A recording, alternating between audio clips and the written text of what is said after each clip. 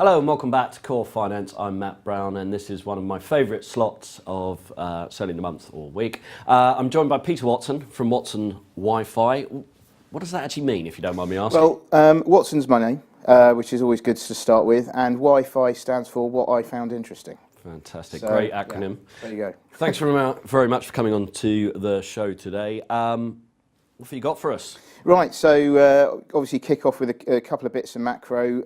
Something that's obviously everyone's talking about at the moment. That's the result of the Norwegian elections. Oh yeah, headline news. Yes, I mean I've been talking about it all the time. But the interesting thing here is that the centre-right government won the election. So it's their second consecutive term, which is the first time for donkey's years apparently. And what is interesting about this is it breaks a long tradition of socialist parties getting into power in Scandinavia. So the Labour Party, for instance, had 27% of the vote, which is actually the worst result it's had for 90 years. So quite interesting, thing that happened earlier on this week. Then there's obviously the Bank of England that we had yesterday. Everyone's talking about it today. Unchanged rate, 0.25%. Talk now of interest rates going up in the November meeting with the MPC. But I guess that goes against what the previous expectation was, which was at end of 2018. But I mean, I just wonder whether it's a bit of saber rattling at the moment, because they felt a bit unloved and decided that they want to create a bit of a stir. I mean, it looks good as well with the Brexit. Yes, well, exactly. It strengthens our hand. Exactly. And I think that, but the thing that makes me think that is because I just get the impression that a lot of the economic data that we're seeing at the moment isn't particularly strong. So, I find it hard to think about. Anyway, so apart from that, we've got some interesting themes for this week. I thought kick off with the diesel petrol theme. Yep. And China is the latest one to jump on the bandwagon along with us and France to talk about a future without petrol and diesel, which is very exciting. Unless, of course, you really like petrol and diesel. Petrol head, yeah. But anyway, I just think obviously it sounds great. It's one of those things which is more indicative rather than anything else in terms of the direction of things going into the future. But I think the main problems are going to be charging capacity and the network for the charging stations. That's got to be sorted before anything really. Otherwise, there really will be carnage. And that's a huge infrastructure to put in place, isn't it? Massive. And then and the other thing, of course, is actually the cars themselves, because at the moment, everywhere in the world, they are being subsidised by the governments, and you can do that when just over 1% of global sales of cars are electric cars. You can't do that. You can't continue to do that. And when it's been shown that when the subsidies go, the sales do fall off a cliff. So anyway, that's quite interesting. There was another very interesting bit as well to do with that. There was some research out this week from motorway.co.uk, which clearly I'm sure we all look at every. Top of my list. Yes, it is. Every day. That's right. Yeah.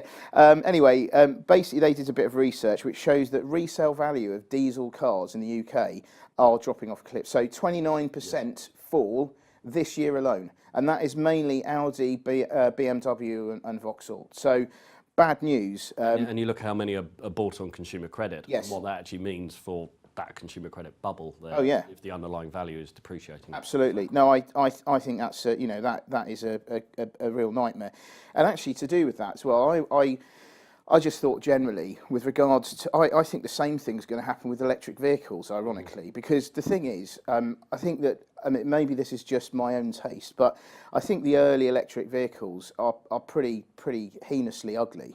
And you think, what's going to happen in the next 2 years with the new cars being brought out, and the fact that actually a battery accounts for something like 2/3 of the price of a car, of one of these electric vehicles, when the battery just degrades over time as it does, and you've got a butt ugly car, how are you going to sell it? So I think that's another big problem that's going to be coming up. Very big point.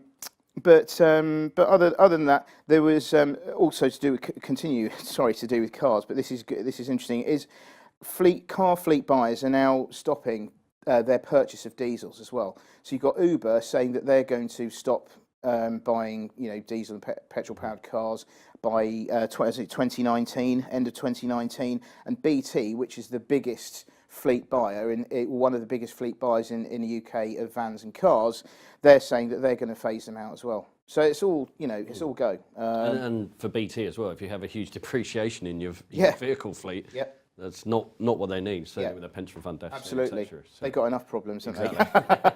And then to top that off, you've got Tesla have decided to tentatively suggest a 26th of October release of their new truck, which is called the Tesla Semi. Well, I say that, you probably have to pronounce it in the American way to make it sound more like a truck rather than a physical state. But anyway, the range is somewhere between 200 and 300 miles. So there you go, if you fancy a semi. Anyway, then after that, you got the next theme was alternative power. Very, very interesting this week. There was some research out earlier on from Aurora Research this time. That says that now that wind power is now cheaper than nuclear, which is really interesting because for years and years and years, everyone's been saying nuclear is the way. Yes, it's not very nice. Yes, it's expensive, but it's still cheaper than everything else. Well, this is really very good news indeed. And there was a very interesting article in the Daily Telegraph earlier on this week that said that the UK could be to wind power what Saudi Arabia is to oil. So all very bullish and exciting stuff. So that was very interesting as well. I guess we've got to talk about mobile phones. iPhone launch. It's got to talk about that. Everybody talking about it. Yeah, so Apple announced, new iPhones, watch and TV. Everyone's concentrating on the phones, of course, because they get 2/3 of their revenues from the phones. In short, it sounds to me like if you've got a 6, it's probably worth upgrading to an 8, but you'll probably feel a bit of a second-class citizen because you'll really want to have the 10. But of course, it is rather expensive. I've got an iPhone 7 and come the end of the year, I'm going to be embarrassed walking around it, not having the same animated emojis as my friends. It's just embarrassing. I'll become a hermit. Yeah, I think you will have to hide. You'll have to hide it in your jacket, won't you? No one's going to call me. No, indeed. I'd like the iPhone 9 actually. That'd be quite interesting. Very exclusive. But anyway, Samsung have announced that they've got very strong pre-orders for the Note 8, and Apple's still got very strong competitors in the Chinese market, which they really, really need to sort of do something with. Because they've been losing market share over the last few years. So you've got the likes of Xiaomi, Vivo and Huawei as well, all announcing new smartphones this week as well, and obviously they're a lot cheaper than Is $1,000 or £1,000 too much for a phone? I personally think it is. I guess it depends on what sort of deals that you might be able to. I don't think there are going to be that many people who just fork out 1,000.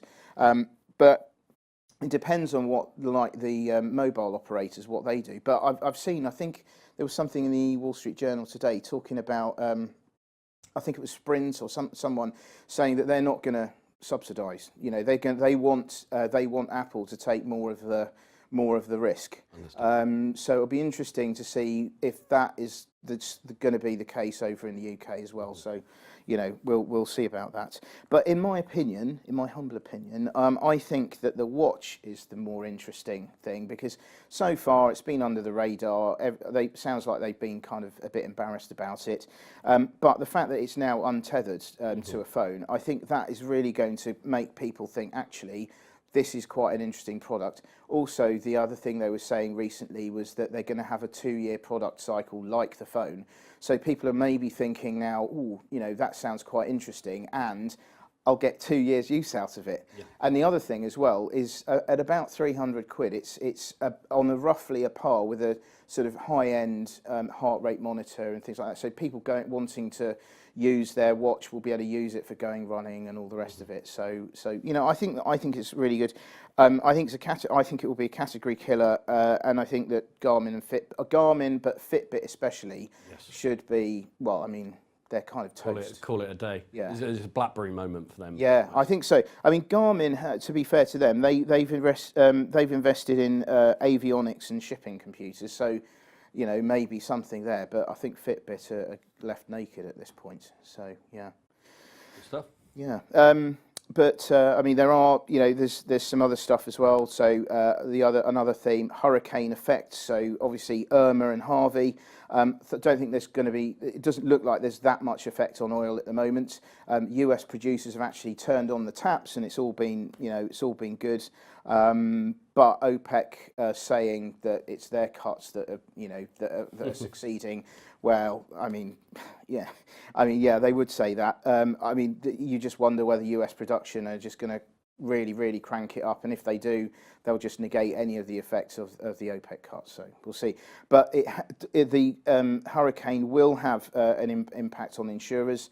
Munich Re were out today. They're the first ones out of the gate to say, look, our profits are going to be wiped out for Q3. Yeah. But they're going to be so Swiss Re, Hanover Re, Everest Re, Renaissance Re, Validus, and XL Group. You know, they're all bound to be exposed here because Florida is a highly reinsured market. So there's going to be more damage there.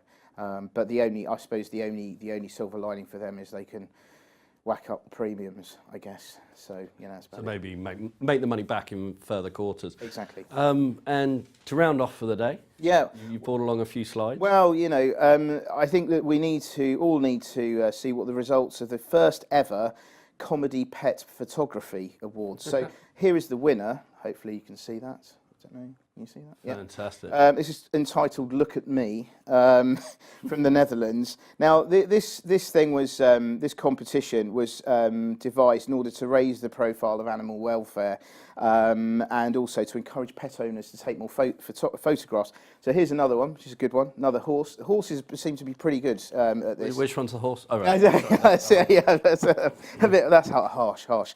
And then for dog lovers, we've got this one, which I think is.